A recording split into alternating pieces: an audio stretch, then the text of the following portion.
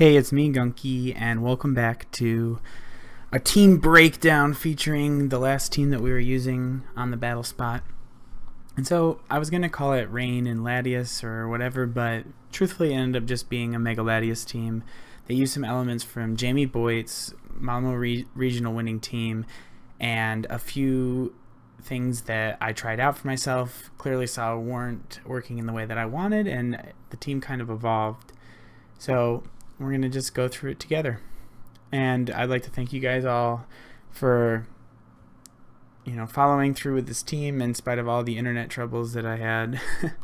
Hopefully with the next team there's going to be a better showing and there won't be as many snafus. But anyways, let's get on with it. So we'll start with the star of the composition, the Mega Latias. So the reason that I kind of gravitated towards Latias is that I was looking at a lot of different team compositions and I realized I want something with a setup potential. And so I was looking through the Megas and I saw Latias. And I thought that Latias had a decent shot of being worthwhile in the current meta. It gets access to Levitate, which really helps its Landorus matchup. It benefits from Tapu Lele Psychic Surge from my opponents, but it doesn't rely on any of that to be good. It can take hits because it's so specially defensive, and with all the Intimidates running around, there's a lot of special attackers. A lot of things like Milotic and things that I was seeing in other matches, I wondered what could counter that? What could be something that I could rely on? Tapu Fini was the Calm Minder of choice, but I wanted to try this out. After playing with it, I do think that it's subpar, simply because Tapu Fini is a better option for calm minding. You get access to similar moves in Muddy Water and either Psyshock or Psychic, but it doesn't take up your Mega slot, it doesn't take nearly as much protection, and you do get access to a Fairy move in Moonblast.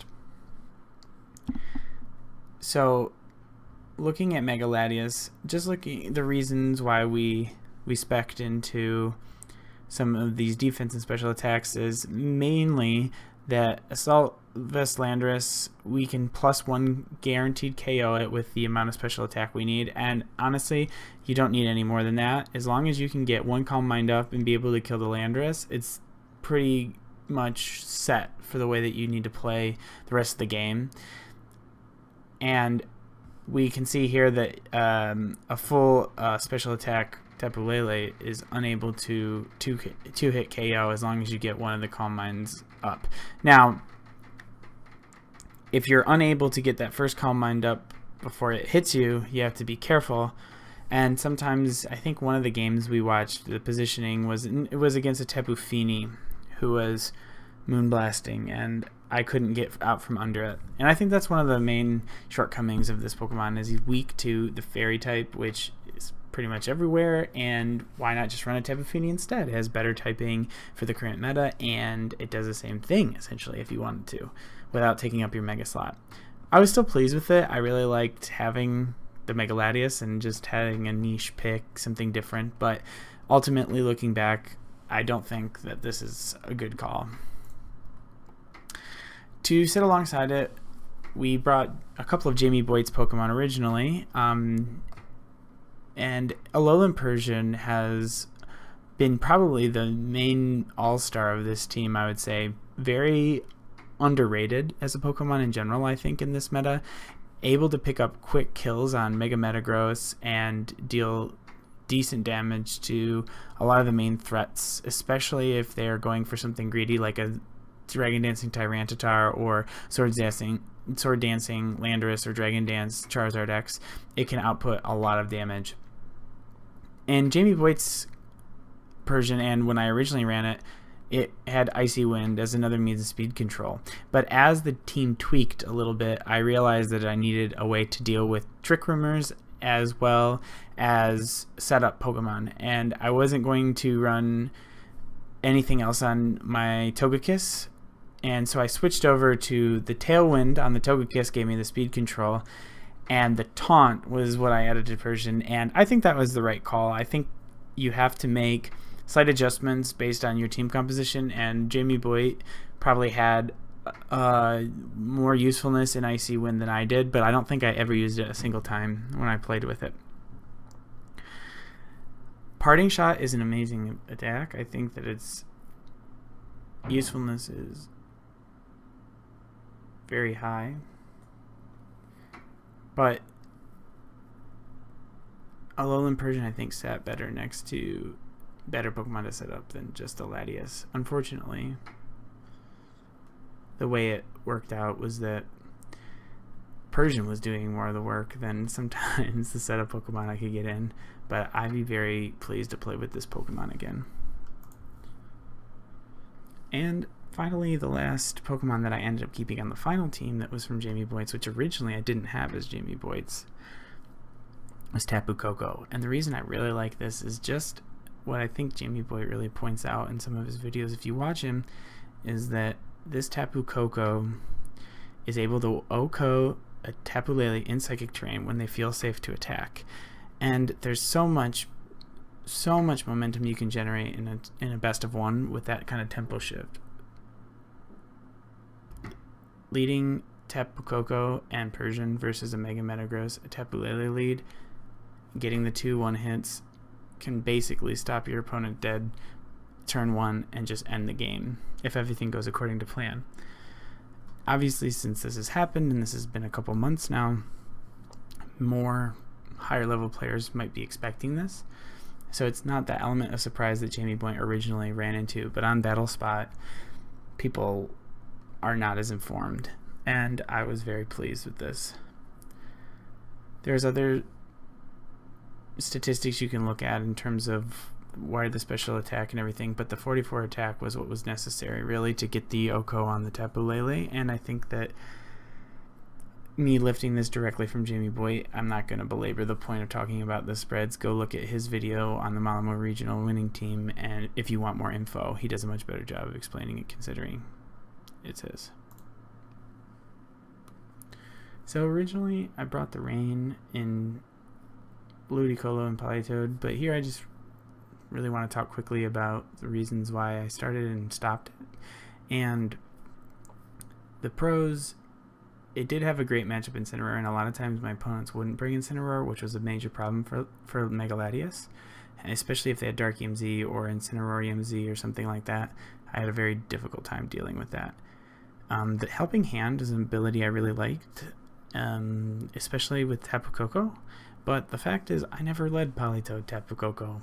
I never had Politoed Tapu Koko once on the field at the same time because, as we get to in the cons, I never wanted to bring him. He wasn't exciting. He was only there basically as a weather counter, but I really didn't need that in my team. And Ludicolo, while I really like Ludicolo as a Pokemon, if I wasn't bringing Politoed, then I wasn't getting his speed boosts, and I wasn't getting the maximal usefulness from him. And if there's Psychic Terrain on the field, even if you're able to one-shot the Tapu Lele with your Tapu Koko, the Psychic Terrain's still there, and you bring in a Ludicolo who can't use its Fake Out unless you reset the terrain. So I wasn't ecstatic with it. So I switched my focus also from the Celesteela, which I took directly from Jamie Boyt's team, and I found this Empoleon. Defiant, I believe, is an ability that is very, very well suited in the current meta. Any Pokemon that can use Defiant, Competitive, Contrary is very well situated to take advantage of the Intimidates from Incineroars and Landorus and Salamence that are very common at the moment. What's really interesting about Empoleon is that most people who are used to it know that it runs a special attack set normally because its highest attacking stat is actually a special. However, it gets access to great moves. And originally, I have this set that I originally ran, Liquidation, Ice Beam, Earthquake, Knockoff. However, I replaced the Ice Beam with a Protect, and I believe I changed the nature when I redid it on Showdown. But we'll get back to that in a little bit. But on the next team that I want to use, Empoleon will be featured still. And below you have some of the EVs, and you can see how after a Defiant,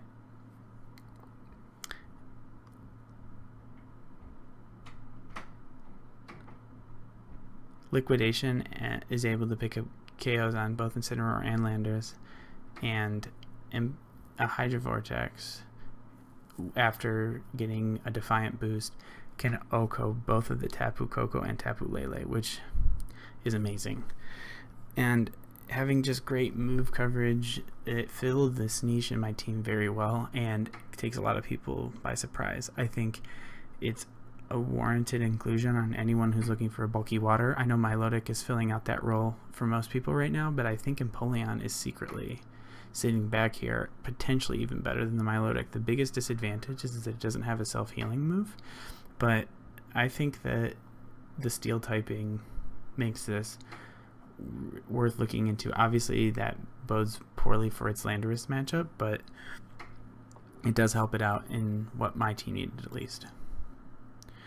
And then to round it out, I basically changed my Politoed into a Togekiss.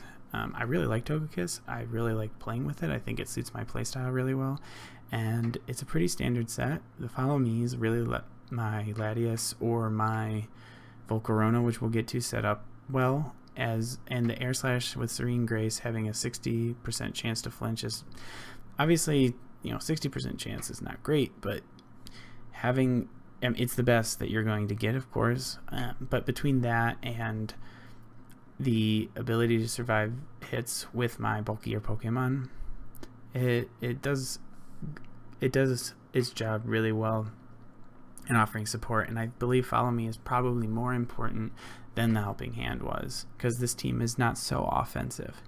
Tailwind, obviously, we talked about earlier, speed control is essential, and I think that what I ended up running into a lot with the Togekiss was that I would be setting up my Tailwind only for my opponent to Trick Room, and I had to learn a little bit about how to manage that, and that's why I ended up putting Taunt onto my Persian.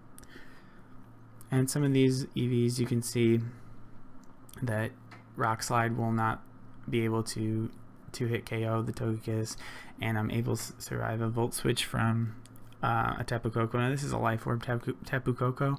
If it is Specs, I think it does have like an 80-something% chance of OHKOing it, but you obviously have to take that risk. But I do not think that you have to lead Togekiss. I think it's good in the back and can come in afterwards and still do its job phenomenally, and this is a great stat right here. The Iron Head from a Mega Metagross is not enough to knock out Togekiss. And finally, we wrap up the composition with Volcarona. I think Volcarona does an adequate job in the niche that I needed for this team. I needed a fire type, and I needed something that was more offensive. So this was the replacement, if you will, for Ludicolo. It keeps the Giga Drain slot, which I think is really important to have a grass type move. It came in handy in battle, but being able to get finally access to a fire move after the early iterations of the team with the rain, which left me very vulnerable to Ferrothorn, Kartana, and Celesteela.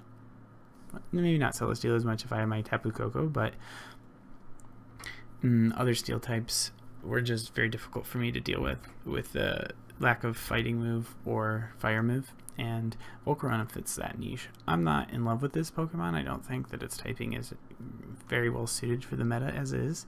I think Incineroar is probably a better fire type Pokemon. Charizard X or Y are very good options, and probably some other fire types honestly outclass this one, but I needed something that was able to set up in the back and be a little bit more offensive pressure, and maybe I could consider Incineroar in this slot, but I like that this is a special attacker, and it seemed to work out okay. But like I said, this was kind of a last minute improvisation to the team, and I think if I were to continue with the team in the current state, I would maybe eventually get rid of this. But like I said, I'm not so pleased with the main player with Mega Latias, so I'm glad I'm moving on from this team comp. So just in summary, I was happy to learn a lot through playing with this team. I think that there was a lot of benefits to having had the first team with the learn the meta and now this. I do think moving forward, I will never underestimate the power of surprise and just how much Jamie Boyd's Pokemon, for example, the Wild Charge, Gigavolt, Havoc, Tapu Koko, Alolan Persian, are able to pick up free kills, and in doing so, the Empoleon that I had as well had this ability that is surprising that we haven't seen more of it. Now, I don't know how the meta is going to shape up. Everyone knows that Incineroar is popular, and they've already metagamed it, so maybe the call won't be Empoleon, simply because there won't be as many Intimidators. But I don't think that Landorus has fallen off its throne as the most used Pokemon in the format, and this deals with it phenomenally. If you can survive an Earthquake with the Empoleon, which is one of the specs that I didn't put in there, a full HP Empoleon is able to survive an Adamant 252 Landorus Earthquake. I think it's like 90% or something, but it doesn't OHKO. So, you know, you can return fire even if you are slower and pick up the knockout. But I'd like you guys to give me some feedback, what you thought of the team, how you thought I played with it. You know, flame me, give me give me constructive criticism if you want, or just tell me that you really liked it and there were things that you learned as well as I did, and hopefully together we're going to become better players as the season progresses, and the future teams will be a little bit better rounded, and I'll have to do less tweaking mid-week as I had to do this time. So thanks again, guys, and I'll see you later.